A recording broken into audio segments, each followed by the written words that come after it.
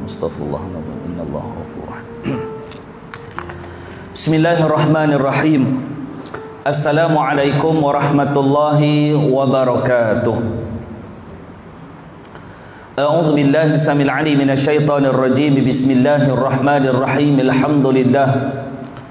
Alhamdulillahi rabbil alamin. Wa bihi nasta'inu ala umurid dunya waddin. Qalu subhanaka la ilma lana illa ma 'allamtana innaka antal alimul hakim. Qala rabbi shrah li sadri wa yassir li amri wahlul 'uqdatam min lisani yafqahu qawli. Alhamdulillahilladzi ja'ala hadzal yawm al-yawmul 'afiyah wa jaa'a syamsu min matla'iha. Allahumma nawwir qulubana binuri hidayatik kama nawwartal arda binuri syamsika abadan abada birahmatika ya arhamar rahimin.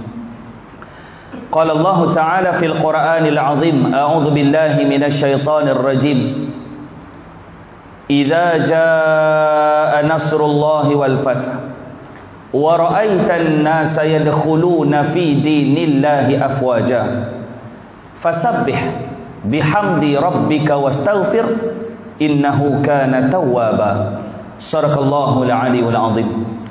Qala an-nabiy sallallahu alaihi wasallam, innallaha yu'ti ad-dunya man yuhibbu wa la yuhibbu wa la yu'ti al-imana illa man yuhibbu. Sadaqa Rasulullah sallallahu alaihi wasallam. Alhamdulillah, bersyukur kita ke hadirat Allah Subhanahu wa taala pada malam yang baik, hari yang baik yang dimuliakan oleh Allah Subhanahu wa taala. Mudah-mudahan keberadaan kita bersama dalam rumah Allah diberikan segala nikmat, kerahmatan, keredaan, keberkatan, taufik dan hidayah oleh Allah Subhanahu wa taala. Mudah-mudahan kita terus istiqamah dengan nikmat yang dipinjamkan oleh Allah Subhanahu wa taala, yang kita sentiasa perlu untuk bersyukur di hadapan Allah Subhanahu wa taala. Apa khabar semua tuan-tuan? Sihat orang tua lah. Oh. Kalau tak PKP tiap-tiap tahun saya sampai Abang Tajul, betul tak? Oh, tiap-tiap tahun. Dan alhamdulillah, saya ingat masjid ni, Masjid Al-Anwar ni kali keberapa saya hadir? Saya ingat ni kali ketiga. Betul ya? Kali ketiga. Mana saya ingat. Kalau tuan-tuan tak ingat tu, mana waktu tu tuan-tuan tak datang. Senang. Yang saya ingat kali ketiga. Kalau tak silap saya lah kan, kali ketiga. Tapi surau tu kerap lah. Di surau atas tu, daripada tak jadi surau sampai surau baru. Sampai, alhamdulillah. Baik, alhamdulillah. Pertamanya saya mengucapkan terima kasih kepada pengurusi Masjid Al-Anwar Tualang.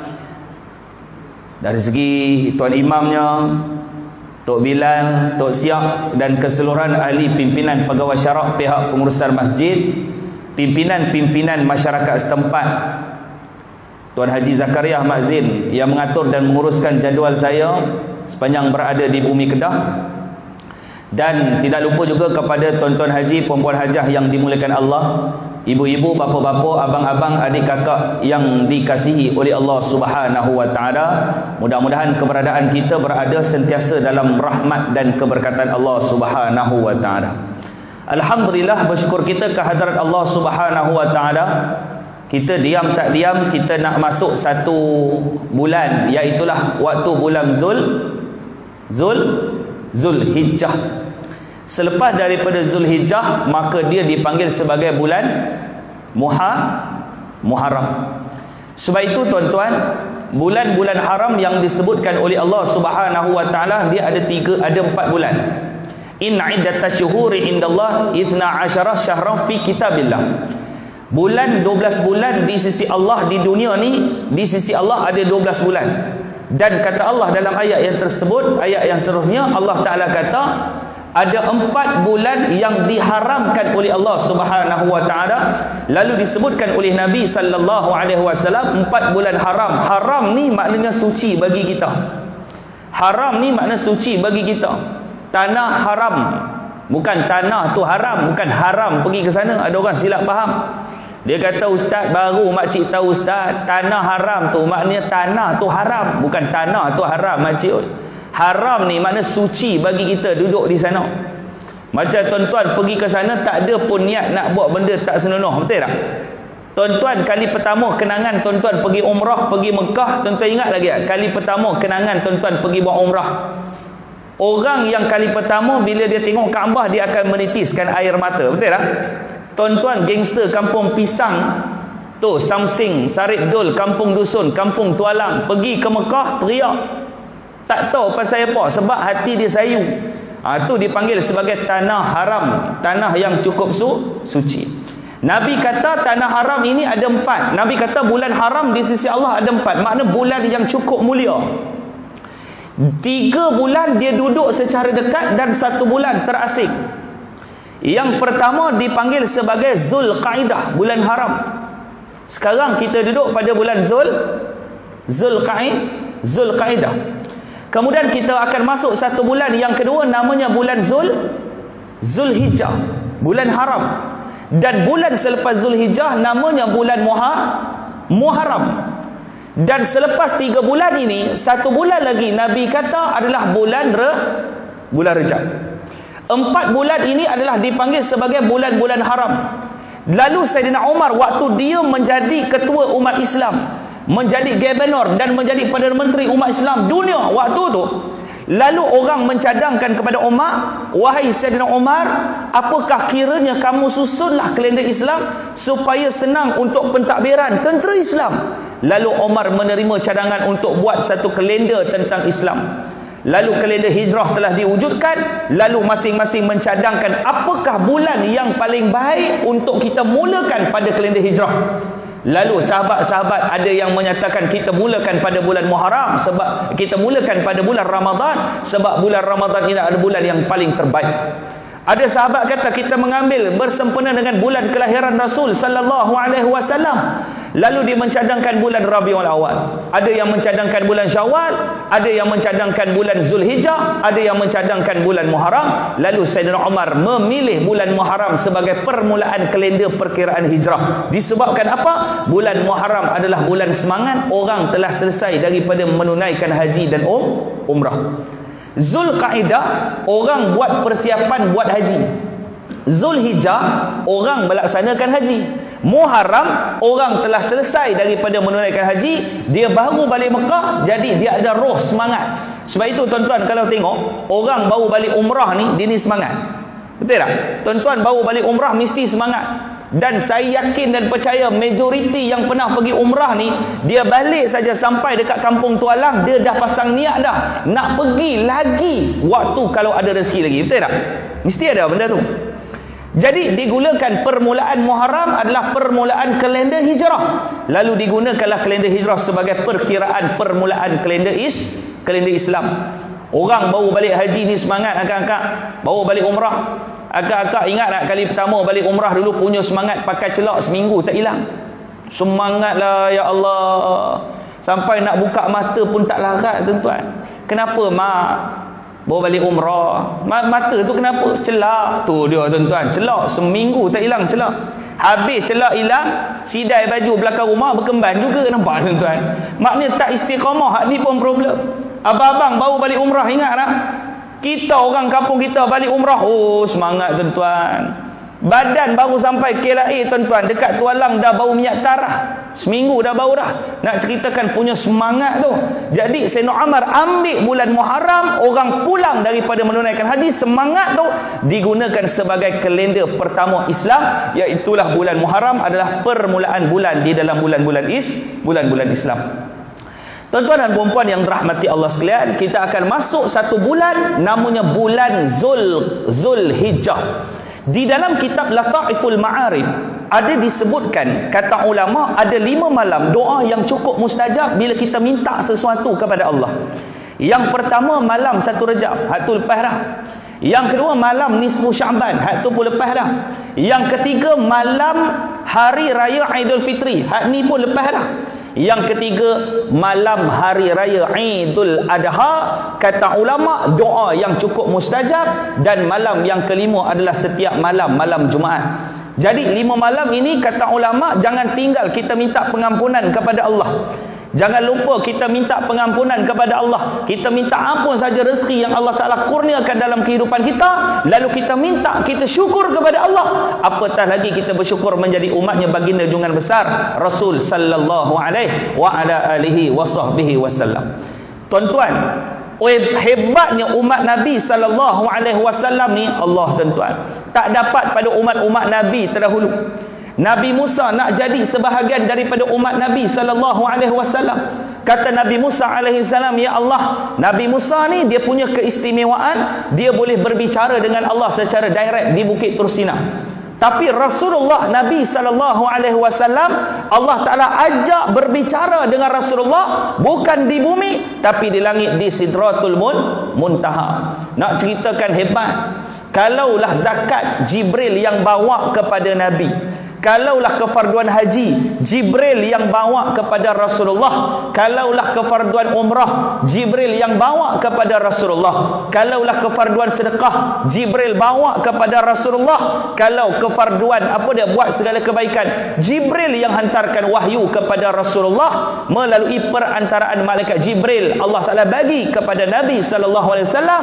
Tapi kalau cerita bab sembahyang, Allah Taala bawa direct Nabi sallallahu alaihi wasallam cerita tentang kehebatan solat, kekuatan solat, kepentingan solat secara direct di Sidratul Muntaha. Nak ceritakan tidak ada nabi melainkan Rasul sallallahu alaihi wasallam, Nabi Muhammad hanya seorang saja dijemput oleh Allah berbicara di Sidratul Muntaha secara direct. Hebat Rasulullah jadi umat Nabi Muhammad. Kata Nabi Musa alaihi salam, ya Allah, aku melihat di Lauhul Mahfuz ada satu golongan manusia, mereka ini berniat melakukan kebaikan, lalu mereka menjalankan apa yang diniatkan tersebut, engkau membalas 10 kali ganda kepada golongan tersebut. Kata Nabi Musa, jadikan mereka ini daripada kalangan umat aku. Allah Ta'ala kata, itu umatnya Muhammad sallallahu alaihi wasallam. Kata Nabi Musa, ya Allah, aku melihat di Lauhul Mahfuz ada satu golongan manusia, mereka ini hidup di akhir zaman, tetapi mereka lah yang paling awal dihisab oleh engkau ya Allah. Jadikan kelompok mereka ini daripada kalangan umat aku.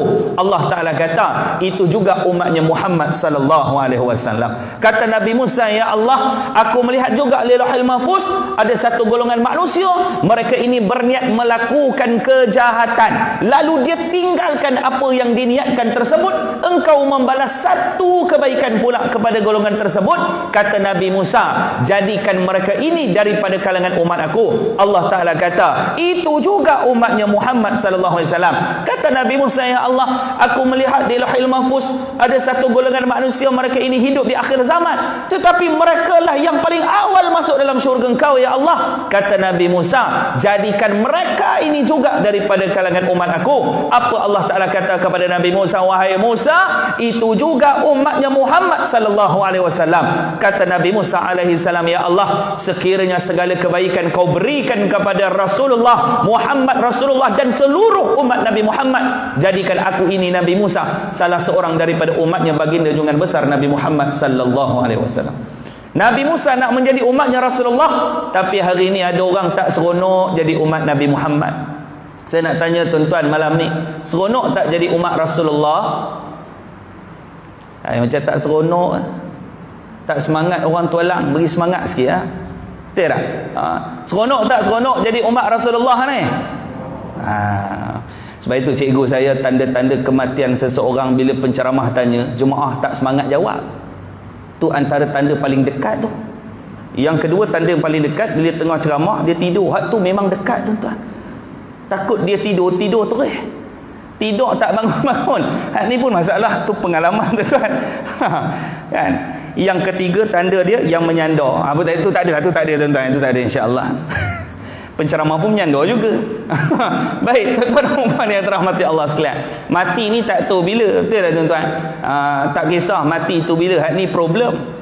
Kita tak tahu mati bila, yang tu masalah kita. Betul tak? Kalau kita tahu mati ni bila, senang. CJ lahir, doktor bagi tahu tanah puan, anak puan lahir, tarikh ni pun cantik. Tarikh pun elok ni apa semua ni, 6 hari bulan 6 2022. Tarikh mati dia tadi saya nampak berapa. Tu risau juga. Tak ada. Tarikh mati tu tak ada. Jadi kita tak tahu bila mati. Ada orang minta mati, tak mati-mati. Ada orang minta panjang umur, esok mati. Betul tak? Ada orang, ya Allah Tuanku panjangkanlah umurku ya Allah, amin. Esok sarapan pagi, musim durian, tertelan biji durian tuan-tuan, sangkut, meninggal dia. Ada orang minta pendek umur, tak mati-mati. Jadi kita tak tahu bila mati. Itu masalahnya, kita tak tahu. Jadi ada 3 benda rahsia Allah. Pertama, mati tu. Tahu tak mati tu bila? Tak tahu. Mungkin cepat, mungkin lambat. Mungkin tuan-tuan dulu, saya kemudian. Mungkin. Tapi kalau Allah Ta'ala kata saya kemudian, tuan-tuan dulu pun boleh jadi juga. Tak kisah mana. Sama ada saya kemudian tuan-tuan dulu, ataupun tuan-tuan dulu, saya kemudian. Saya okey. Tuan-tuan nak nombor 1, nombor 2. Dia kata macam sama je Ustaz. Dia lebih kurang macam tu. Sebab itu saya tak kisah mana dulu. Jadi kita tak tahu bila. Sama ada abang-abang mati dulu, ataupun isteri mati dulu. Saya nak tanya akak-akak, kalaulah ditakdirkan pilihan, nak siapa mati dulu? Isteri ke suami? Imam jawab laju, isteri. Biar dia pergi dulu, tak apa, insya-Allah, alhamdulillah. Tak, bagus jawapan, betul. Sebab bila isteri mati, suami boleh uruskan A to Z untuk isteri, betul tak? Suami boleh uruskan, dia boleh mandikan isteri dia, betul kan? Dia boleh tanamkan, dia boleh kebumikan, dia boleh solatkan. Itulah isteri, dia boleh A sampai Z, dia uruskan. Abang-abang setuju tak? Setuju. Jadi kita sepakat malam ni yang isteri pergi dulu. Tak tahu juga agak oi. Sebab itu ada orang kadang-kadang dia mai datang jumpa saya buka pejabat kaunseling dekat Melaka tuan-tuan, macam-macam ragam manusia ni. Macam ragam tuan-tuan. Ada seorang makcik tu demai, teriak. Sampai kat tangga bawah dia teriak. Saya tengok CCTV pula orang tua ni. Dia naik-naik, dia lap sampai kat meter. Ustaz, nak cakap Ustaz, tak tahu cukup belum. Saya cakap, saya pesan pada akak-akak, kalau menangis jangan bercakap. Tak faham apa benda tuan-tuan. Ustaz tak faham. Saya kata akak nampak sofa ke depan tu, akak duduk dulu, akak teriak betul-betul. Dia teriak sungguh tuan-tuan. Lepas 10 minit dia mai. Dia kata Ustaz, akak ada benda. Elok cakap. Daripada dia cakap nak teriak tu, baik dia teriak dulu baru cerita. Pasal apa? Dia kata akak, suami akak dah lain. Awak, suami tu bertukar jadi apa? Dia dedak Ustaz. Tak tahulah Ustaz, sejak kebelakangan ni akak tak boleh tidur.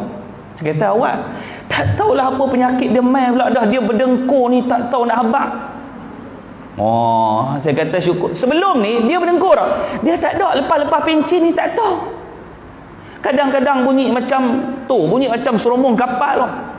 Kadang-kadang bunyi macam serigala. Saya duk jaga tengah malam, binatang apa pula dalam rumah ni? Rupanya laki dia kat sebelah tuan-tuan. Ni tengah yang kedua Ustaz. Kadang-kadang laki makcik tengah mengunyah, tengah tidur mengunyah, nyap. Saya pun bangun, apa benda pula dia kunyah orang tua ni. Hari ketiga pula Ustaz, bunyi asah gigi dia, krek krok. Ya Allah, tajam pula gigi laki aku ni sekarang. Jadi syukur, sekurang-kurangnya itulah suami kita ada kat rumah kita, betul tak? Akak-akak seronok sebab suami ada kat rumah.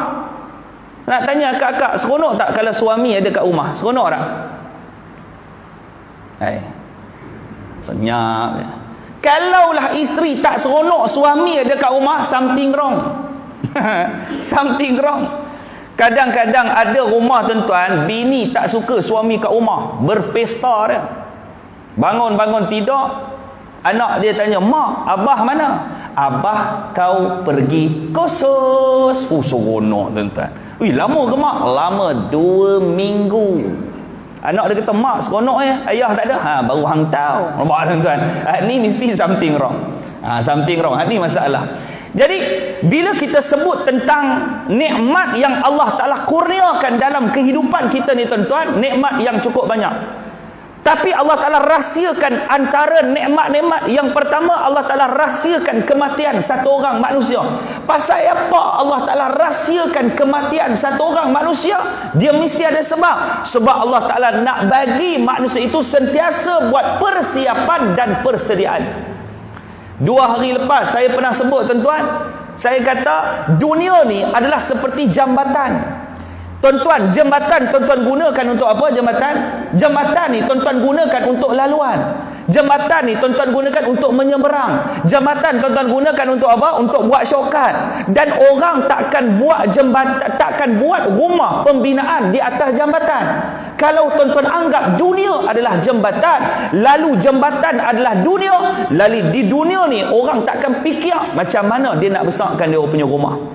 Yang dia fikir adalah laluan yang cukup mudah untuk dia sampai ke alam yang kekal abadi. Sebab dunia ni adalah bukan tempat tinggal, tetapi dunia ini adalah tempat untuk meninggal. Tidak? Nun di sana cita-cita kita, ya akhirat namanya. Di dunia ini bukan tempat tinggal, di sini hanya sebentar, tidak kekal.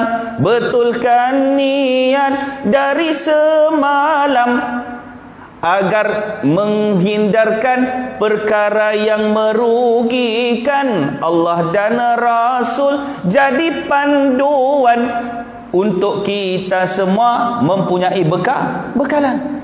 Jadi benda bekalan yang paling mahal namanya takwa. Bekalan yang paling hebat untuk kita buat di atas jambatan namanya iman. Sebab itu kata ulama, iman ini adalah umpama seperti kapal terbang. Lagi tinggi kapal terbang itu terbang, lagi kecil dunia hari ini. Betul tak? Tuan-tuan pernah naik kapal terbang? Tuan-tuan naik daripada rendah, dia main naik terbang sampai di atas, tuan-tuan tengok dunia ni hak kecil lah. Tuan-tuan nampak bumbu rumah makin halus, hilang nampak awan. Begitulah iman satu orang manusia. Lagi tinggi iman satu orang manusia, dia tak nampak apa istimewa di dunia ni, melainkan kebesaran akhirat Allah Subhanahu wa ta'ala yang kekal abadi. Sebab itu tuan-tuan, jambatan kita adalah iman. Untuk apa? Persiapan supaya rahsia Allah terjawab, iaitulah apa dia? Kematian yang kita tak tahu bila. Yang kedua, Allah Ta'ala rahsiakan rezeki kita. Waktu tuan-tuan sekolah rendah, waktu tuan-tuan sekolah menengah, waktu tuan-tuan zaman muda, tuan-tuan pernah bayang tak yang tuan-tuan berada pada tahap hari ini? Pernah bayang tak? Tak pernah. Tapi kita tak tahu rezeki kita Allah Ta'ala bagi. Betul tak? Tengah-tengah duduk lepas pencin tak ada apa-apa, dapat satu panggilan. Assalamualaikum Tuan Haji ... Ini betulkah Tuan Haji ... duduk di alamat dia kata betul. Sebenarnya Tuan Haji telah terpilih sebagai pemenang Caltex Shell, pam minyak Shell sebanyak 1 juta ringgit. Siapa nak bagi? Tiba-tiba. Dan Tuan Haji diminta untuk menguruskan kemasukan duit dengan membayar 10,000 sebagai pendahuluan. Dia seronok, dia pun bayar 10,000 selesai, 1 juta tak dapat. Ni namanya skema. Ni namanya skema. Skema ni dia pandai. Dia cari geng-geng pencen. Lepas pencen, duit dapat sekedebu, KWSP penuh. Geng-geng ni skema dia pandai. Saya berapa banyak saya dapat telegram. Dia stop kawan-kawan punya telegram ni, kemudian di PM kita. Salam Ustaz, tolong bank in 3,000. Dia kata, muka kawan saya pun ada nombor dia, saya telefon. Saya kata, betul ke hang? Dia kata, aku dah buat report polis. 5-6 orang WhatsApp dekat saya, minta bank in 1,500, 2,000. Tu namanya skema tuan-tuan. Skema ni bukan sekadar ni. Skema suami isteri pun ada. Saya pernah jumpa kes ni. Skema suami isteri scam. Power dia punya scam. Suami isteri, ada seorang ibu tunggal tu, dia ni baru lepas bersara, lepas bencin. Bayangkan bini dia ni, dia pakat dengan laki dia. Bini dia punya jahat, dia pergi pinangkan perempuan lepas bencin supaya perempuan ni kahwin dengan laki dia. Tu skema isteri scam.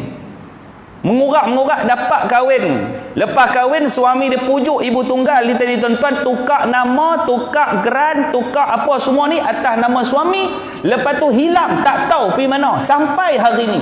Hilang sebatang kara tuan-tuan. Tuan-tuan pernah jumpa? Itu namanya scam suami isteri. Ada. Tuan-tuan pernah dengar tak scam pula satu keluarga main scam pergi kat masjid.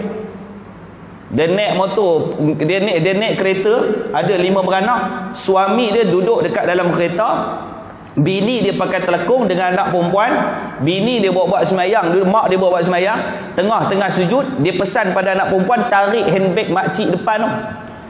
Tengah-tengah sujud, anak dia perempuan ada lempar dekat mak dia masuk dalam telekung. Allah, semayang elok tuan-tuan, duduk belakang.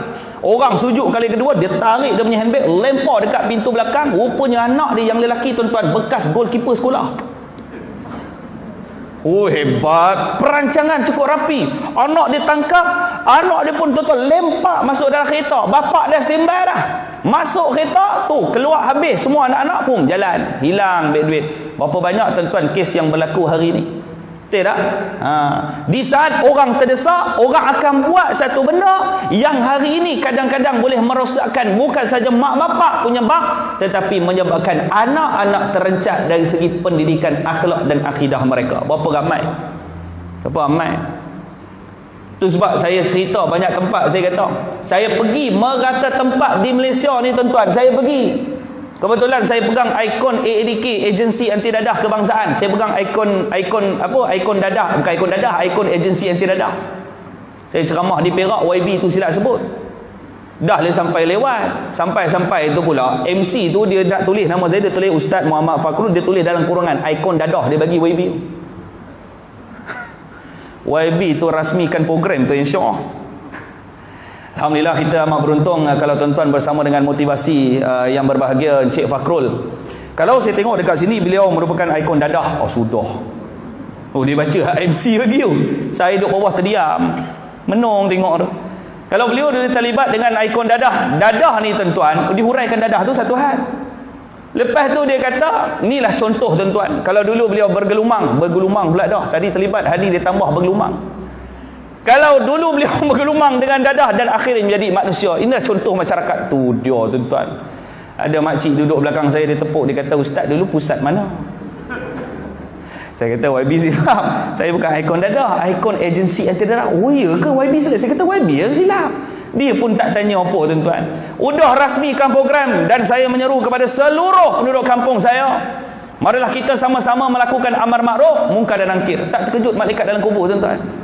Amar makruf nahi mungkar, bukan munkar nakir. Amar makruf, munkar nakir. Wabillahi taufiq wal hidayah. Assalamualaikum warahmatullahi wabarakatuh. Ada pakcik seorang sebelah, dia kata, Ustaz tu bukan malaikat. Saya kata malaikat tu. Tak pasal-pasal malaikat tu terlibat dalam majlis petang tu tuan-tuan. Ni sebab apa tuan-tuan? Iman rosak, iman.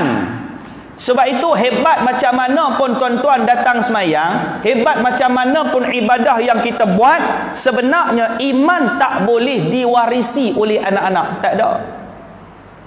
Saya pergi ceramah dekat Puspen, Pusat Serenti CNC. Saya pergi ke Taiping, saya pergi ke Melaka, saya pergi ke Negeri Sembilan. Saya buat program dengan di Tampin, saya buat program di Bukit Mertajam dengan geng-geng budak dadah. Dan sebahagian saya pernah jumpa satu pusat tu ada 5 orang pelajar hafiz Quran, 30 juzuk terlibat dengan dadah. Dan saya pernah jumpa ada satu masalah yang berlaku. Satu sekolah bermasalah tuan-tuan. Buat pengakuan. Sebab apa? Dia curi motor Pak Imam. Itu pun masalah juga. Rupanya Pak Imam zaman sekarang pun tak selamat dah. Bagus tu Imam tu naik motor Honda Cup C70, naik bukit nyaut tak lepas. Kadang-kadang kena curi juga. Tak apa dia dendam dengan Pak Imam tu. Dia curi motor Pak Imam, dia tinggalkan helmet. Kotlah curi dengan helmet sekali dah, dia tinggalkan helmet. Tuan-tuan tahu helmet tu dia buat apa? Dia kencing dalam helmet Pak Imam. Tak tahu Imam tu buat apa kat dia punya dengki. Dia kencing helmet Pak Imam. Imam tu kelak-kelak tengok motor tak ada, dia pun tengok helmet apa kan, dia pun pakai helmet, kena kencing pula tengah hari tu Pak Imam tu. Sebab apa tuan-tuan? Ni realiti anak-anak masyarakat kita. Kalau dulu tuan-tuan tengok geng-geng black metal tahun 90-an, ingat lagi tak geng-geng black metal yang meletup dulu ni? 95% anak-anak remaja yang masuk golongan black metal semuanya anak-anak remaja Melayu Islam. Apa dia nak jadi syarat anggota black metal? Kena pijak Al-Quran, kena kencingkan Al-Quran, kena bakarkan Al-Quran. Ada yang sanggup minum darah kambing sebagai syarat menjadi anggota black metal. Ada juga yang disebutkan dia orang membaca ikrar. Apa ikrarnya? Dengan namamu iblis aku murtad, dan dengan namamu iblis aku berlindung dan juga bernaung. Astaghfirullahaladzim. Ini realiti berlaku. Akidah tahun 90-an tuan-tuan. 95% anak-anak muda remaja Melayu Islam. Orang Islam. Orang Cina ada masuk black metal? Tak ada. Orang India ada masuk black metal? Tak ada. Walaupun dia black, dia tak metal. Kita yang tak berapa nak black ni masuk black metal. Ni masalah tuan-tuan. Realiti yang berlaku dalam masyarakat kita. Sebab apa? Sebab pendidikan akidah, akhlak dan juga iman telah diketepikan dalam pendidikan keluarga. Hari ini keluarga tidak lagi mengamalkan makan sunnah bersama keluarga. Tak ada. Mujurlah kita ada Ramadan, kita sahur dengan anak-anak, kita berbuka puasa dengan anak-anak. Itulah waktu kita spend time makan bersama dengan anak. Betul tak? Waktu.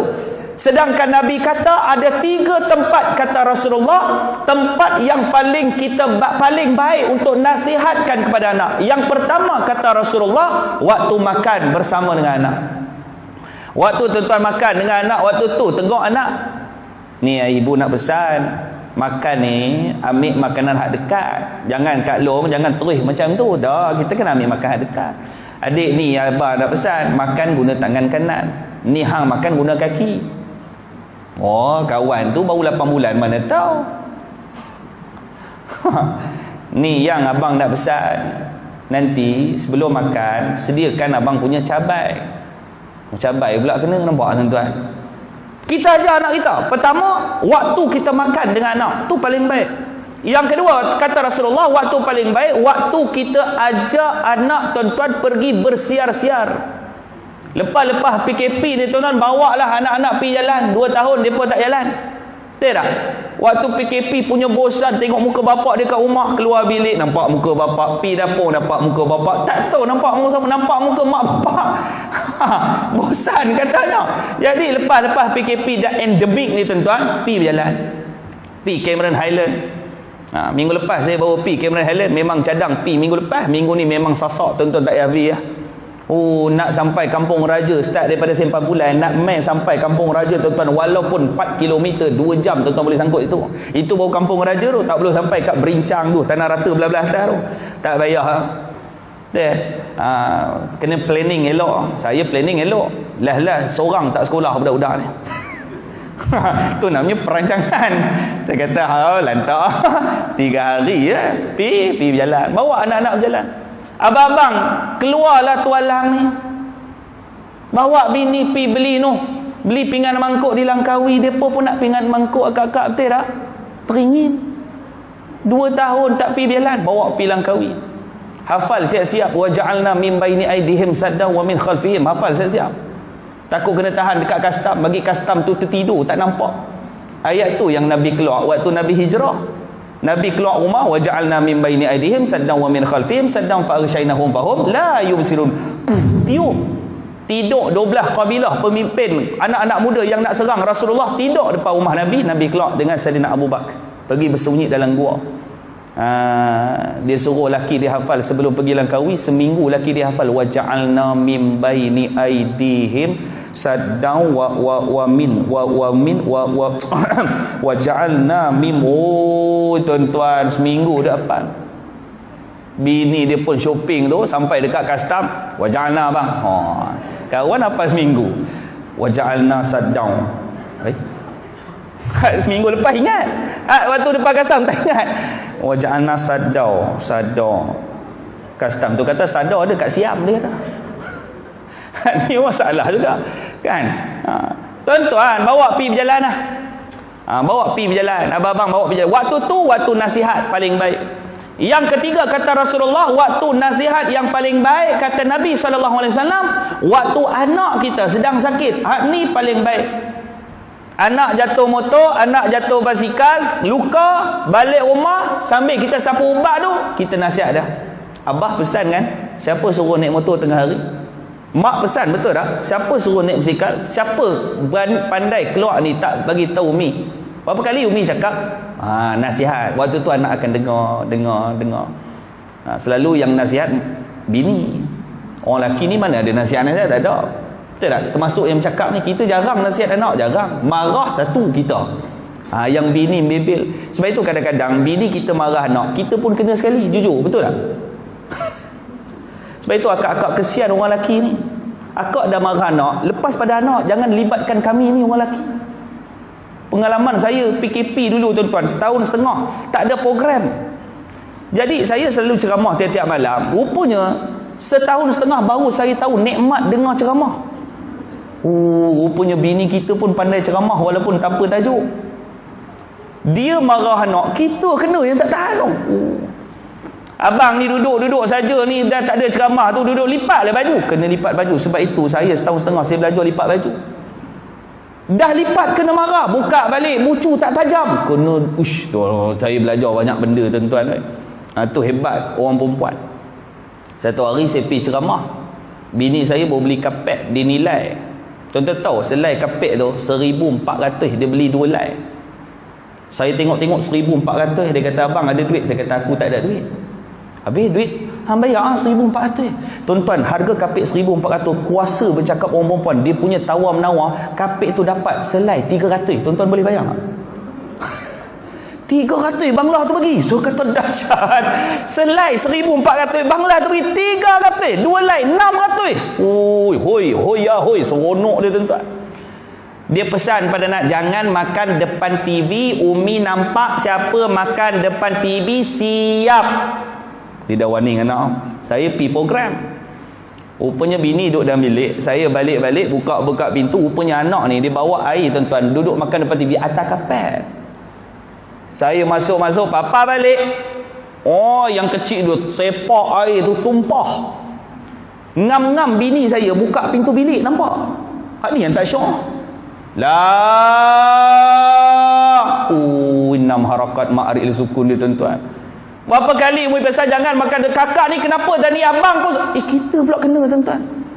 Kita pula kena bawa balik ceramah. Saya buat apa? Ya, suami soleh buat muka Mr. Bean je lah masuk bilik. Nak buat macam mana tuan-tuan?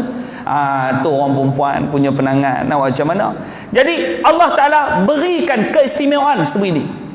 3 tempat paling baik untuk nasihat pada anak. Jadi apa rahsia Allah kepada manusia? Iaitulah yang pertama mati, yang kedua rezeki, yang ketiga jodoh. Tuan-tuan tak plan pun pada kecil-kecil, tuan-tuan tak pernah suka bini kita. Tak?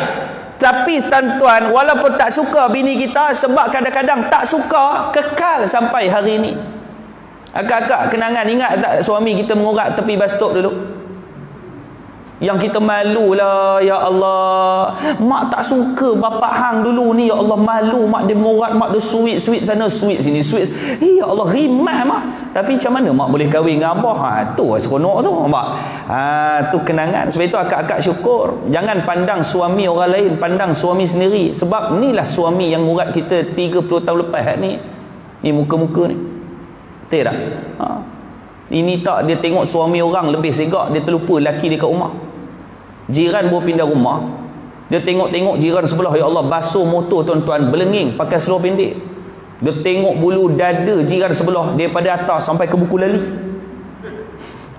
Dia masuk dalam rumah, dia tengok laki dia selai bulu pun tak ada.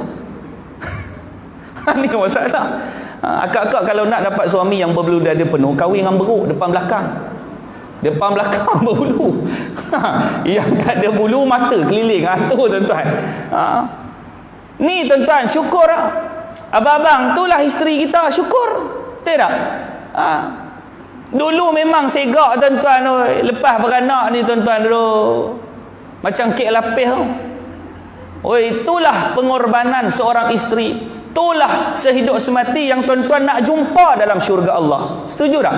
Sebab itu dalam dunia ni ada 4 jenis keluarga. Allah Ta'ala tunjukkan kisah para Nabi, para Rasul. Keluarga yang pertama, suami beriman, isteri derhaka pada Allah. Ada tak keluarga hari ni seperti itu? Ada tak? Suami rajin solat, apa semua, jaga amal ibadah, tapi isteri derhaka dengan Allah. Ada ke tidak? Ada. Itu namanya keluarga Nabi Nuh. Nabi Nuh orang beriman. Adakah isteri dan anak-anaknya beriman? Nabi Nuh? Tak. Anak dia tenggelam di hadapan Nabi Nuh. Nabi Nuh minta kepada Allah, ya Allah, selamatkan anak aku. Allah Ta'ala kata, innahu amalun ghairu salih. Sesungguhnya anak kamu ini dia tidak beramal soleh. Tenggelam dia. Bini dia pun mati. Itu keluarga yang pertama. Keluarga nombor dua, isteri pula beriman, suami pula derhaka pada Allah. Ada ke tidak keluarga jenis macam tu? Ada. Keluarga Fir'aun. Fir'aun, Asyah ni orang beriman. Bini dia ni. Tuan-tuan, macam mana Nabi Musa boleh membesar dalam istana Fir'aun? Zaman Fir'aun, mereka cari anak-anak bayi lelaki yang baru lahir, mereka bunuh. Sebab apa? Dengan tanggapan anak lelaki yang lahir akan menggugat kuasa Fir'aun. Lalu Fir'aun cari anak lelaki. Satu kampung ni, dia cari anak lelaki, dia bunuh. Tentera Fir'aun masuk kampung Nabi Musa alaihi salam. Bila nampak akak Nabi Musa ni, mak Nabi Musa alaihi salam, dia bawa Nabi Musa yang masih bibi, letak dalam satu bekas, diletakkan dan diikat pada dahan daun di atas air. Ikatan tu tak kuat, lalu terlepaslah ikatan. Bayi tadi yang membawa bakul bawa Nabi Musa alaihi salam terparking, landing elok di belakang istana Fir'aun. Ni takdir Allah. Lelaki tu lalu gundik-gundik Fir'aun. Waktu tu dia nampak ada bayi yang dalam bekas. Lalu ditunjukkan kepada Asia, isteri Fir'aun. Sekali Asia tengok bayi ini, terus jatuh cinta, sayang dan kasih. Fir'aun balik rumah, bini dia kata, abang, gundik jumpa bayi lelaki dalam bekas ini bang, di belakang sungai, belakang istana kita bang. Kata Fir'aun, aku nak bunuh lelaki ini, nak bunuh budak ini sebab dia lelaki. Kata Asia, isteri Fir'aun, abang jangan bunuh bang, saya sayang, saya kasih kepada anak ini bang, saya nak besarkan anak ini. Lalu Fir'aun akur. Maknanya apa? Fir'aun pun takut bini. Itu hebat kuasa orang perempuan. Ganah-ganah Fir'aun, bini cakap, dia dengar. Tuan jangan buat pasal. Besar dia. Lepas tu dia carikan orang yang boleh menyusukan baby ni, bayi tersebut. Bila orang gundik yang ada susu disusukan kepada bayi ni tak nak. Lalu dia iklankan kepada orang kampung yang terdekat, siapa yang berjaya menyusukan bayi ini, maka ditawarkan duduk dah di dalam istana Fir'aun. Siapa sangka tuan-tuan, takdir Allah, maknya sendiri yang menyusukan Nabi Musa di dalam istana Fir'aun. Allah Ta'ala punya kuasa hebat. Tuan-tuan, ini keluarga nombor dua ni. Isteri beriman, suami derhaka. Keluarga nombor tiga, suami, isteri, anak-anak semua beriman. Ada tak keluarga ni? Ada. Keluarga Nabi Ibrahim, anaknya Ismail, beriman semua ni. Yang keempat, suami isteri derhaka pada Allah. Ada tak keluarga ni? Ada. Keluarga Abu Jahal. Kalau saya tanya abang-abang, nak keluarga nombor 1, 2, 3, 4. Nombor apa? Nombor 3, keluarga Nabi Akak-akak, nombor 1, 2, 3, 4. Keluarga nombor 3, keluarga Nabi Ibrahim. Semua nombor Ibrahim. Tapi akak-akak kena ingat, Nabi Ibrahim tu bini dia dua. Boleh tak? Siti Sarah dengan Siti Hajar, betul tak? Akak-akak boleh tak? Dia kata tak payah, Abu Jahal je lah, dua-dua senang. Dia nak Abu Jahal. Kita nak beriman, tuan-tuan, nak beriman, ya, beriman. Baik, tuan-tuan dan perempuan yang dirahmati Allah sekalian. Sebab itu tuan-tuan, itulah realiti masyarakat hari ini yang berlaku dalam kehidupan kita, yang kita nak bawa. Ya ayyuhalladzina amanu qu anfusakum wa ahlikum nara. Wahai orang-orang yang beriman, selamatkan diri kamu dan Allah Ta'ala kata keluarga kamu dari bakaran api neraka Allah Subhanahu wa ta'ala. Sebab apa tuan-tuan? Kita dah tak ada masa lagi dah. Tak ada masa. Tanda akhir zaman cukup banyak. Benda tu majoriti dah berlaku, kecuali tanda-tanda hak besar belum lagi. Hak kecil semua berlaku dah. Nabi kata akhir zaman kamu akan dapat merasai masa cukup pantas dan cepat. Masa makin cepat ke makin lambat? Makin cepat. Sekejap dah bulan 6, sekejap dah raya haji, sekejap tahun depan. Betul tak? Sejak raya dah sebulan lebih dah. Allah, sat dah. Tuan-tuan tunggu daripada pagi, nak tunggu ceramah malam ni, rasa sat ke lama? Rasa sat. Kalau rasa sat tu kira tanda beriman lah. Rasa sekejap. Ni kita ceramah tadi pukul berapa tuan-tuan? Nampak? Kita ceramah pukul 8. Lah dah 8.50. 50 minit. Tuan-tuan perasan? Tuan-tuan boleh sila 50 minit tanpa bergerak. Maknanya apa? Masa tu sekejap saja. Sekejap je masa. Dan Dajjal bila dia sampai tuan-tuan, kita akan dapat rasai walaupun Dajjal itu dia duduk dengan manusia 40 hari, saat tu kita akan rasa terlalu lamanya pentadbiran Dajjal. Dia akan tukar. Lepas itu Dajjal ni 40 hari. Hari pertama dia keluar, kata Nabi, hari pertama dia keluar umpama satu hari di dunia seperti setahun. Dajjal keluar selama setahun waktu tu. Lama. Sebab itu Nabi kata Dajjal dia akan sampai pada semua manusia di akhir zaman. Akak-akak di Tualang ni tak payah duk tunggu Dajjal, dia main. Dia kata akak teringin Ustaz nak tengok. Tak, dia main insya-Allah. Dia sampai. Dajjal ni dia sampai dekat tuan-tuan, dia sampai kat saya, dia sampai semua orang. Semua dia sampai. Sebab itu Dajjal ni tuan-tuan, dia Nabi kata dia kalau sampai satu tempat itu meraihkan Dajjal. Dajjal sampai Kampung Tualang buat banner, buat spanduk, bunga mangga, welcome Dajjal. For my village, welcome. Tuan-tuan pun buat kompang apa semua. Dajjal pun raikan kita. Dajjal bila dia sampai tempat kita meraikan dia, dan dia akan tanya, ana rabbukumul a'la. Dajjal akan cakap perkara tu, akulah Tuhan kalian yang paling tinggi. Lalu kita pengikut Dajjal akan mengakui tu Dajjal adalah Tuhan. Dia tinggalkan kawasan Tualang ini. Kampung Tualang ini akan menjadi aman, makmur, tumbuh-tumbuhan menghijau. Dia akan ubah sebab dia ada kuasa. Mak bapak Dajjal dia ni ahli sihir yang cukup hebat. Sekarang ni sihir dan santau sihir dan santau ni makin nak menjadi-jadi sekarang ni. Betul tak? Dia dah start nak kuat balik. Itu antara dia. Kalau tuan-tuan tengok Ustaz Datuk Kazim Ilyas, tengok tak? Ada seorang pawang tu, saya tak tahu dia main pada mana. Saya ingat dia main daripada Indonesia mungkin. Dia dapat wahyu, dia ni pakar lukis. Dia tutup mata tuan-tuan, dia baca ada apa ayat, tangan dia bergerak, lukis muka yang santau Ustaz Kazim. Ada 4 orang dia lukis. Ada yang pakai kopiah elok. Dan saya tanya pembantu kepada Ustaz Kazim, saya telefon, saya tanya, dia kata, Syekh jangan terkejut, yang santau Ustaz ni salah seorangnya adalah kawan baik dia sendiri. Tuan-tuan boleh bayang tak?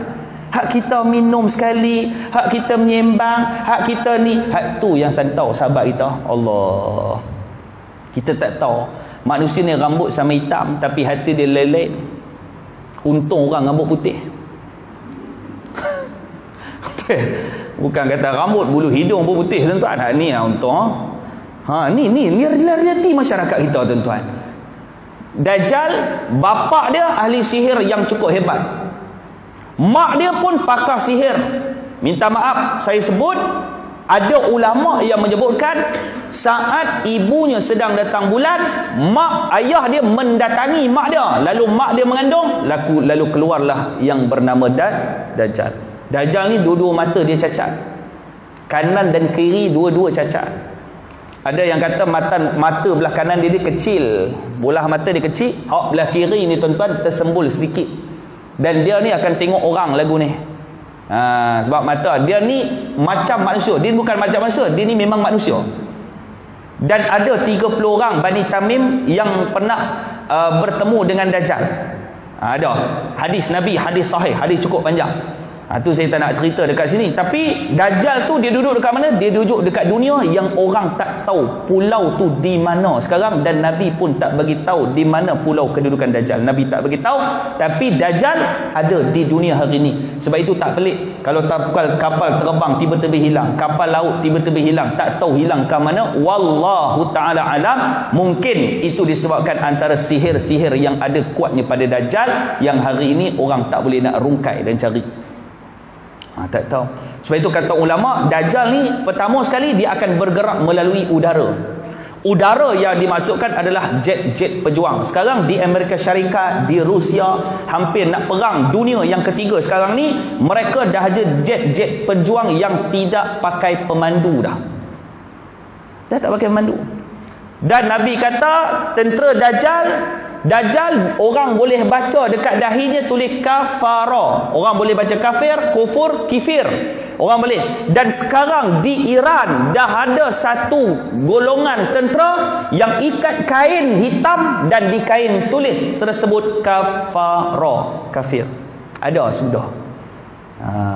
Ayat ni kita takut. Sebab itu Dajjal tu memang wujud. Dajjal bila dia sampai kampung Tualang tolak Dajjal. Kami tak nak kamu wahai Dajjal, kami tahu kamu adalah penjahat, musuh Allah nombor 1. Dajjal keluar daripada Tualang ni, Dajjal akan jadikan tempat kita ini kering kontang, padang jarak, padang terkukur. Tak ada apa tuan-tuan nak makan. Dia tukar. Sahabat tanya, ya Rasulullah, kalaulah tempat orang Islam beriman tu kering kontang, padang jarak, padang terkukur, apa yang mereka nak makan? Kata Rasulullah, makanan umat Islam ketika itu adalah zikrullah, zikir. Tahan lapar, zikir, ingat Allah. Itulah zikir adalah benteng paling mahal melawan Dajjal, tuan-tuan. Jadi zikirlah. Nabi Ibrahim diajarkan 5 zikir.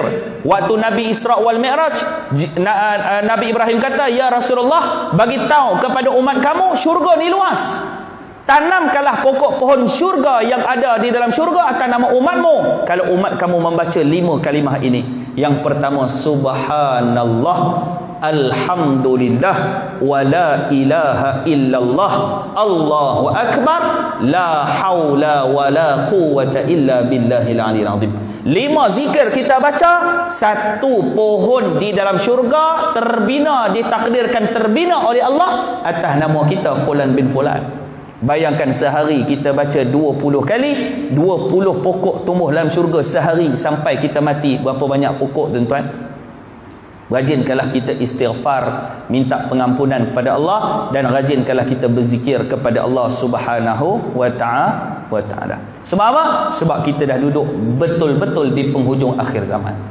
Sebab itu kata Sayyidina Ali, cucu Nabi sallallahu alaihi wasallam, kata Sayyidina Ali, kata Hasan bin Ali, cucu Nabi sallallahu alaihi wasallam, dia kata apa? Arba'u li zadil akhirah. Ada 4 benda yang bila kamu duduk di akhir zaman, kamu kena banyak buat 4 benda ni. Kita ni duduk akhir zaman, lalu kita rancakkan 4 benda ini. Kata Hasan bin Ali, yang pertama, as-salah, banyakkan kalian solat. Bukan solat fardu, banyakkan solat sunat. Saya pesan untuk diri saya. Orang yang paling pemalas semayang sunat, saya mengaku. Kan? Tak malu nak mengaku sebab kita pun bukan rajin. Jadi saya pesan untuk diri saya, rajinkan solat sunat. Qabliyah, ba'diyah. Kalau tuan-tuan dah biasa buat qabliyah, ba'diyah 2 rakaat, tambah lagi 2 rakaat. Bantai 4 rakaat sebelum dan juga selepas. Tambah. Tuan-tuan solat waktu pagi tak ada buat apa, tuan-tuan, solat duha. Biasa solat duha 2 rakaat, tuan-tuan tambah akhir zaman ni, tambah 4 rakaat. Betul tak? 4 rakaat. Kalau masa tu banyak lagi, buat 8 rakaat. Macam kawan saya, dia power, tuan-tuan, hebat. Waktu zaman kami mengaji dulu, duha 8 rakaat tak pernah tinggal. Power tak? Power. Tapi subuh tak pernah semayang. Ni pun mangkuk karan juga, tuan-tuan. Dia kata nak murah rezeki. Murah rezeki apa, tuan-tuan? Subuh tak sembahyang. Ni masalah. Tuan-tuan tengok budak-budak muda. Saya ceramah dengan budak-budak muda, tuan-tuan. Tu, mereka duk main gym tu. Bayar RM5, tuan-tuan. Pagi sampai ke malam duk bersilat tu. Betul tak? 50 kilo mereka boleh angkat. Balik rumah tengok mak dia tidur atas katil, dia masuk bawah katil, dia angkat mak dia pula tu 140 kilo dia boleh angkat.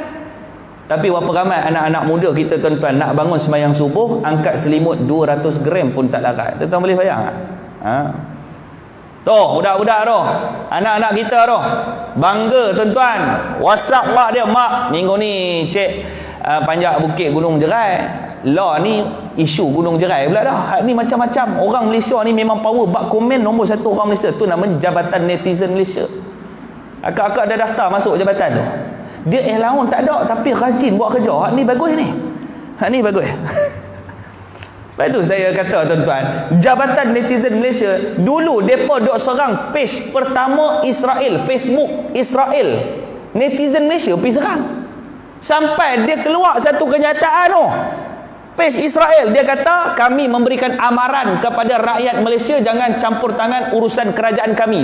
Tuan-tuan ingat, orang Malaysia ni koman tuan-tuan. Orang politik netizen komen semacam tu Israel dia pun duk komen, dia tak heran tau. Nak ceritakan jabatan netizen kita ni sebenarnya kuat. Kuat dalam laman Facebook ni pun masalah juga tuan-tuan. Ni problem kita lah. Baik, tuan-tuan dan puan-puan yang dirahmati Allah, maka realiti masyarakat kita inilah yang berlaku dalam kehidupan kita. Jadi kita kena hayati dan kita kena muhasabah. Pertama, ajarkan anak kita bab solat. Berapa ramai budak-budak tak erti semayang? Betul tak? Tuan-tuan, semayang bagus tuan-tuan. Anak muda kita di Tualang ni, berapa ramai anak muda kita yang tak tahu mengucap. Saya ceramah motivasi baru ni, saya ceramah dengan Jabatan Agama Islam Negeri Sembilan. Saya ceramah dekat sana tuan-tuan, jumpa 100 orang. Ada berada tu budak ni umur dia 28 tak reti mengucap. Tuan-tuan boleh bayang tak? 28 tahun tak reti mengucap, tak reti. Dia kata, bang, cuba mengucap. Dia kata, ustaz, mengucap tu yang macam mana? Astagfirullah. Saya kata, hang tak reti lah. Dia kata, dulu hafal, lah tak ingat. Tak, mengucap. Dia kata, mengucap tahu lah. Baca. Mengucap. Saya kata, bukan mengucap tu. Asyhadu alla, asyhadu alla ilah, asyhadu alla ilah, asyhadu alla. Tak boleh nak sebut. Tuan-tuan, ni masalah kita. Masalah tuan-tuan. Tu tak suruh depa duk jadi imam lagi tu. Betul tak? Saya buat kem bestari solat. Kadang-kadang buat kem saya solat, paksa budak-budak ni jadi imam. Hari tu belia 400 orang. Saya kondak. Saya malas jadi imam. Saya tarik budak-budak muda hak janggut terlebih ni. Hak janggut kemas dengan jambang. Gaya ustaz dia. Abang, imam. Dia kata duduk belakang. Ustaz. Saya kata, ni. Kawan-kawan ni, ustaz, dia boleh ustaz. Dia boleh ustaz. Sebab yang dia boleh semua tak nak jadi imam. Ustaz, dia memang boleh. Saya kata, hang boleh. Dia kata, aduh, korang ni apa ni? Letih. Dia murut dah. Saya kata, hang nak semayang, jangan murut. Dia kata, ustaz, saya sebenarnya tak reti. Dia kata, hang jadi imam, takkan tak reti? Dia kata, dulu reti. Dia kata, hang ni cerita pasal dulu. Dia kata, ustaz, saya di rumah, makmum saya seorang. Hak tu saya reti. Hak ni 400 orang. Saya kata, seorang ke 2 orang ke 400, 4 juta. Imam macam tu, dia tak ubah. Tapi ustaz, tak ada tapi. Saya duduk belakang. Ustaz, bantu saya boleh? Saya kata, nak bantu apa? Hang jadi imam. Sahabat saya cover belakang. Dia kata, tak reti tuan-tuan. Dia angkat takbir sebiji macam kat Mekah. Hebat. Allahu Akbar. Tu yang duduk depan, power. Dia kata, power pun orang semayang ni. Mereka pun angkat Allahu Akbar, baca Fatihah sedap apa semua, bagi salam. Elok semayang Zuhur, apa tak elok? Bukan bunyi apa pun. Allahu Akbar, lepas tu diam. Bismillah. Bunyi tu. Saya kata kemas ni. Tapi paling syok dia tak reti baca doa. Tu memang power dia punya trik tu. Assalamualaikum warahmatullahi. Assalamualaikum warahmatullahi. Dia pusing belakang. Dia ulu kat saya. Pandai dah. Dia bawa sakit tekak. Dia kata tak apa. Kita tu baca apa semua, amin. Dia duduk sebelah. Macam mana Ustaz jadi imam okey? Saya kata, hang kata okey. Tapi tu Ustaz, terlupa angkat air wudu. Terlupa angkat wudu. Tuan-tuan boleh bayang nak, dia kata terlupa angkat wudu. Dia punya gemuruh tadi tu sampai dia sembahyang wudu tak ambil. Tuan-tuan nak buat macam mana? Habis pening habis tuan-tuan. Ni masalah. Sebab apa? Ilmu tak ada. Ilmu tak ada. Ni problem. Doa kunut dia bantai, doa makan tuan-tuan pernah dengar tak? Allahumma adina fi man hadait wa afina fi man afait wa tawallana fi man tawallait wa barik lana fi ma razaqtana wa qina adhaban. Tu masuk tu. Ada pintu untuk dikona tak tahan tu. Kenyang habis makmum pagi tu. Ni 34 tahun asma Allahul Husna pun tak hafal. Kita kadang umur 60 pun tak hafal. Dia 36 tak hafal. Nas'aluka ya man huwallahu alladhi la ilaha illa huwa rahmanir rahim maliki yaumiddin. Iya, saya kata faham pula. Lepas tu dia tanya, ustaz tu bukan Fatihah. Fatihah yang masuk guna kot tu buat apa? Dia kata tak tahu ada pintu lagu tu. Sebab apa tuan-tuan? Jahilnya anak-anak di luar sana berkaitan dengan agama yang basic tentang agama Allah Subhanahu wa taala. Ini realiti tuan-tuan. Jadi benda yang menakutkan bukan anak kita tak cukup makan. Ramai hari ini bila mak nak mati, ayah nak mati, dia akan tanya anak, fikir kepada anak, la ta'kuluna min ba'di, apa yang kamu nak makan lepas mak mati nak? Oi, risau. Hak tu tuan-tuan jangan risau. Rezeki ni Allah Taala bagi. Yang perlu kita tanya anak, ma ta'buduna min ba'di? Wahai along, angah, acik, adik, kalau mak mati ni, siapa yang kau akan sembah bila mak mati nanti ni, dek? Benda tu kita kena tanya. Tu namanya iman dan akidah. Minggu lepas saya ceramah di Sarawak. Ya Allah, 3 kata 5 tuan-tuan, rukun iman, rukun Islam pun dia pun tak tahu. Takut tuan-tuan risau kita ni. Kita duduk di sini di Tualang, di Kedah ni tuan-tuan, ulama ni ramai. Sangat-sangat ramai, beruntung tuan-tuan. Tuan-tuan pergilah ziarah tu, pergi ke rakan-rakan kita di Borneo sana, pergi di ceruk-ceruk. Yang tuan-tuan pergi ceruk Tok Kun tu, ikutlah. Ceruk Tok Kun. Saya duduk ceramah di Nakar. Rupanya orang sini tuan-tuan, dia tak panggil neraka, dia pun panggil nakar. Saya kata, Haji tak takut masuk nakar? Dia kata, nak takut apa ustaz? Masuk nakar keluar nami. Ni pun dia mangkuk karan juga tuan-tuan. Dia kata takut apa? Masuk nakar keluar nami. Saya kata apa? Tak faham. Rupanya orang sini neraka panggil nakar. No? Baik tuan-tuan dan puan yang dirahmati Allah sekalian, benda yang paling penting untuk akhir zaman adalah iman kita. Jagalah iman kita. Jadi di rumah apa yang boleh kita bantu untuk memantapkan iman anak kita? Kita buat bi'ah salihah, keluarga yang mengamalkan suasana agama. Makan dengan anak, ajar anak cara minum. Along, tahu tak Nabi minum tangan kanan, Nabi baca bismillahirrahmanirrahim, Nabi minum. Memang nak minum pun haus. Lepas Nabi minum, Nabi sebut alhamdulillah, Nabi telan, Nabi sebut alhamdulillah, Nabi minum lagi, minum, bismillah, telan, alhamdulillah, bismillah, telan, alhamdulillah, Nabi rehat sekejap selepas 3 teguk, kemudian Nabi sambung lagi, bismillah, alhamdulillah sampai air itu habis. Itu sunnah Nabi. Kita boleh buat pada anak. Makan dengan anak kita.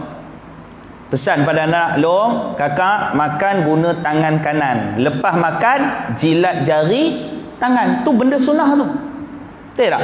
Berapa ramai anak kita lepas makan jilat jari tangan? Jom kita ajar anak kita lepas makan jilat jari tangan. Tapi pesan siap-siap jilat jari tangan sendiri. Budak-budak ni lurus bendul. Dia pergi kena kahwin, dia jilat tangan makcik-makcik habis tu, bersih licin.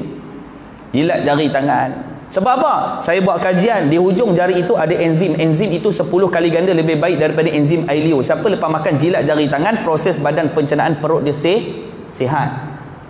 Tu hebat sunnah Nabi. Jom kita amalkan makanan-makanan yang Nabi suka. Apa makanan yang Nabi suka? Nabi suka minum air apa? Habis teka-teki ni kita habis. Siapa dapat jawab awal boleh balik tak payah isyak.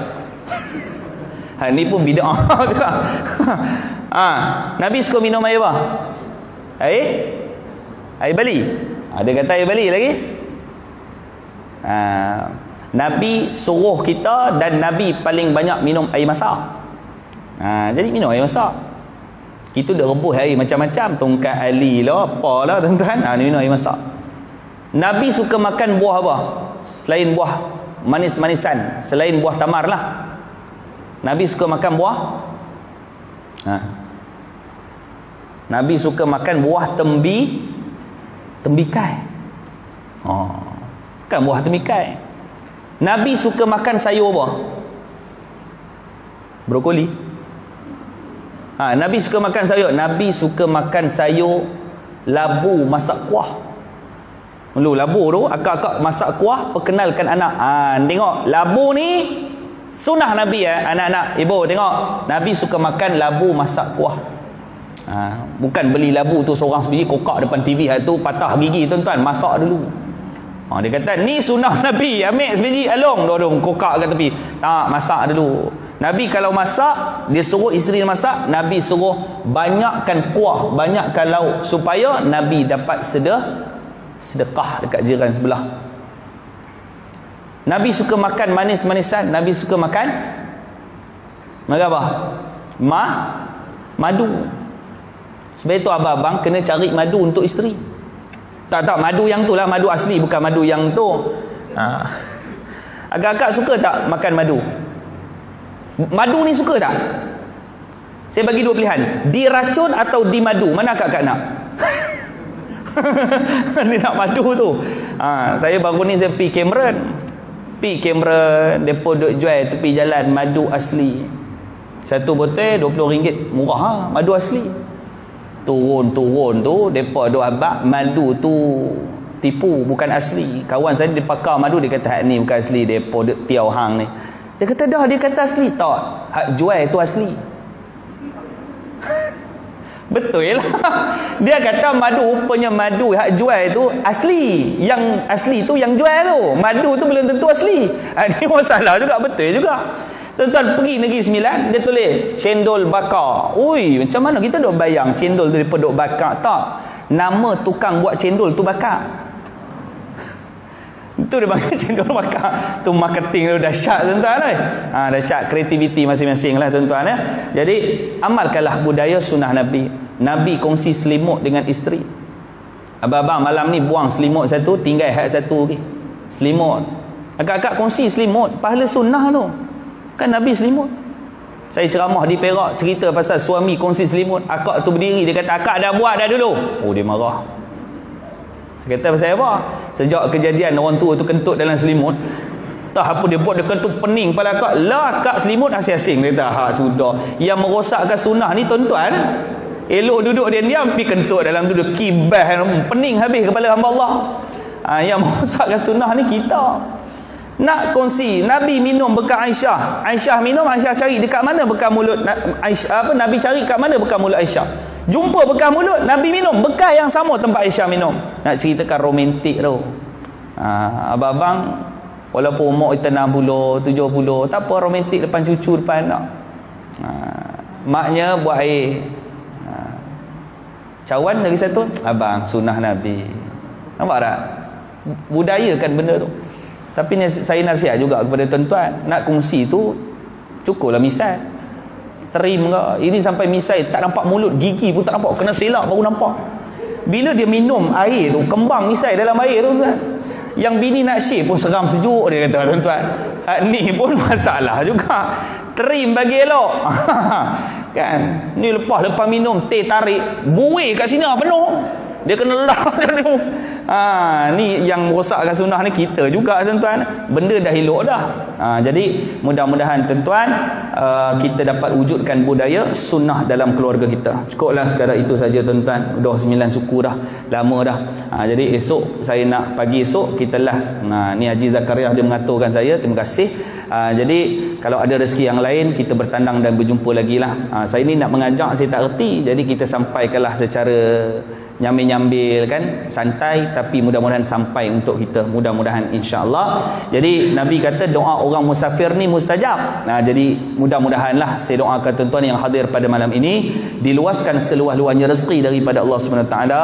Saya doakan tuan-tuan dipanjangkan umur, diberikan umur yang barakah. Saya doakan tuan-tuan ya Allah, jika ada keberkatan Kau ya Allah pada malam ini ya Allah, jika ada dalam kalangan kami ya Allah yang hatinya gundah gulana ya Allah, yang tak tenang, yang tak tenteram, dibelenggu dengan segala masalah hutang piutang dan juga sebagainya. Ya Allah, kau kurniakanlah sakinah, mawaddah warahmah, kau lansaikanlah segala hutangnya. Ya Allah, ya Allah, kau permudahkanlah segala urusannya, tunjukkanlah segala jalan keluar dalam kesempitan kehidupan keluarganya. Ya Allah, ya Allah, jika ada dalam kalangan kami yang sedang sakit, ahli keluarga mereka yang bertarung dengan kesakitan, ya Allah, kau sembuhkanlah sakit mereka. Ya Allah, kurniakanlah kesihatan yang terbaik. Ya Allah, jadikan kami semua suami yang soleh, isteri yang soleha, anak-anak zuriat kami keseluruhannya zuriat yang soleh dan juga soleha. Ya Allah, ya Allah, cukupkanlah rezeki mereka semua, kami semua. Ya Allah, kurniakan kami rezeki yang halalan thayyiban. Ya Allah, ya Allah, semoga kami semua yang ada pada malam ini menjadi saksi sesama kami, ya Allah, yang kami pernah bertemu dalam majlis ilmu pada malam ini. Ya Allah, mudah-mudahan kau rezekikan kami bersama nanti di dalam syurga-Mu. Ya Allah, doakan saya juga, isteri saya, anak-anak semua saya, dan mak bapak saya juga. Amin ya rabbal alamin. Terima kasih banyak-banyak Masjid Al-Anwar Kampung Tualang. Moga kampung ini menjadi kampung yang barakah dan diberkati oleh Allah Subhanahu wa taala. Cukup sekadar itu saja. Jadi seperti biasa tuan-tuan, saya ingat masjid ni pun saya pernah bawa dululah. Kalau tuan-tuan berhajat dan juga berniat nak dapatkan minyak wangi daripada saya, daripada pusat pengajian Al-Quran dan juga qiraati kami di negeri Melaka, kita ada lebih kurang 60 orang pelajar lah. Kalau tuan-tuan yang nak sama-sama membantu menyumbang segalanya, dialu-alukan, dan kami ada bawa malam ni adalah minyak wangi kasturi original. Tuan-tuan boleh dapatkan minyak wangi kasturi original yang telah disyifakan siap-siap. Kita ada 6 jenis bau yang berlainan, khasiat yang sama. Yang pertama bagus, yang pertama sebagai rawatan saka, santau, sihir dan sebarang bentuk gangguan makhluk halus. Yang kedua bagus untuk ikhtiar bertemu jodoh. Abang-abang, akak-akak belikan suami, ya, insya-Allah. Antara rahsia Allah jodoh tu kan, tak tahu. Jadi yang ketiga, ikhtiar untuk anak degil, malas dan nakal.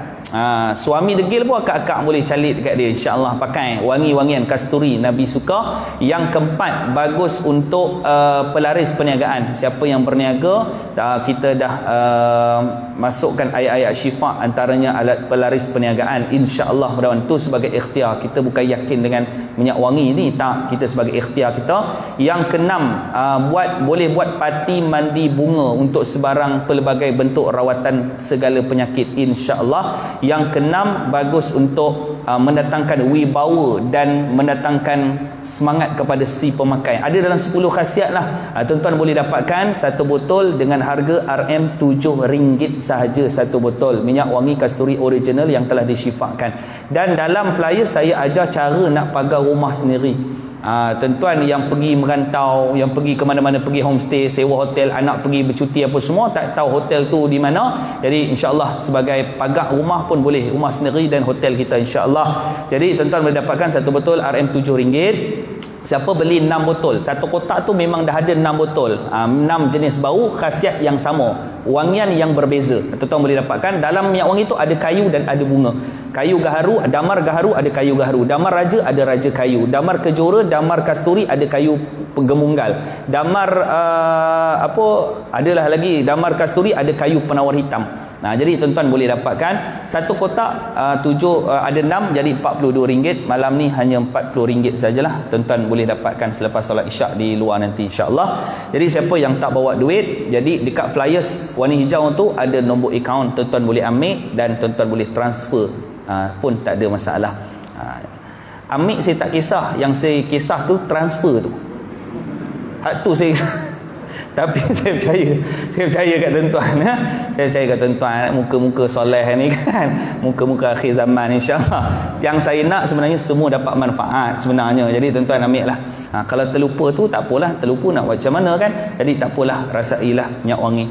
Baik, insya-Allah. Terima kasih banyak-banyak. Aku qali hadza wa astaghfirullahalazim li wa lakum wa lisa'iril muslimin wal muslimat fa ya fawzal mustaghfirin wa ya najatat taibin. Assalamualaikum warahmatullahi wabarakatuh.